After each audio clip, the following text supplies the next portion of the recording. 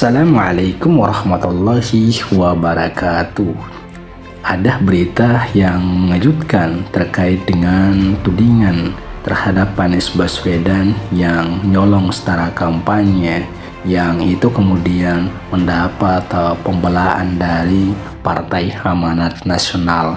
Ada apa sebenarnya PAN tiba-tiba tampil dan membela Anies Baswedan, padahal kita tahu bahwa Partai Amanat Nasional sendiri sejauh ini telah masuk dalam koalisi Indonesia Bersatu yang di dalamnya ada Partai Golkar dan Partai P3 yang santer beredar luas ataupun santer beredar di publik bahwa koalisi Indonesia Bersatu itu sendiri bakal mengusung Ganjar Pranowo sebagai calon presiden.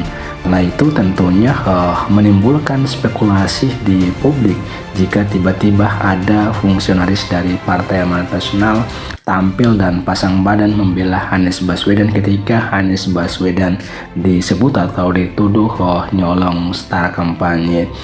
Dan seperti yang diangkat oleh Gelora News ini, ada pernyataan dari salah satu wakil ketua dari DPP Partai Amanat Nasional yang membela Anies Baswedan saat Anies dituduh nyolong setara kampanye.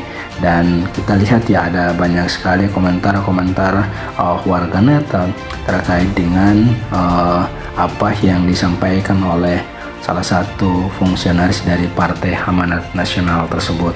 Namun coba kita lihat lebih jelas soal pernyataan yang disampaikan oleh salah satu wakil ketua dari DPP Partai Amanat Nasional itu. Anies disebut nyolong setara kampanye, PAN pasang badan, KPU belum tetapkan pasangan Capres-Cawapres. Gelora.co, Partai Amanat Nasional PAN tidak setuju dengan pernyataan Badan Pengawas Pemilu Bawaslu RI Puadi yang menilai safari politik bakal calon presiden dari Partai Nasdem Anies Baswedan merupakan mencuri setara kampanye dan tidak etis.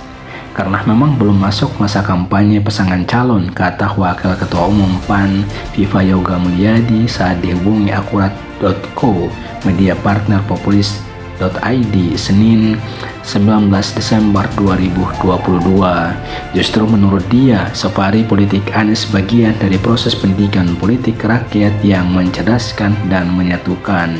Apakah nanti Anies Baswedan akan dicalonkan secara resmi oleh partai politik atau gabungan partai politik? Nanti kita lihat dinamikanya. Kan juga masih lama, September 2023 pendaftaran paslon ke KPU RI. Terangnya, Viva menilai sah-sah saja jika dalam safari politik itu ada ajakan untuk memilih figur tertentu. Toh sampai saat ini belum ada penetapan pasangan calon presiden dan wakil presiden oleh KPU. Karena belum ada partai politik atau gabungan partai politik yang memenuhi syarat presidensial threshold 20% kursi DPR RI untuk mendeklarasikan secara resmi siapa paslon Capres-Cawapres, imbuhnya. Meskipun Partai Nasdem telah mendeklarasi Anies sebagai bakal calon presiden, Viva mengingatkan syarat pencalonan harus memenuhi syarat PT 20% kursi DPR RI terlebih dahulu.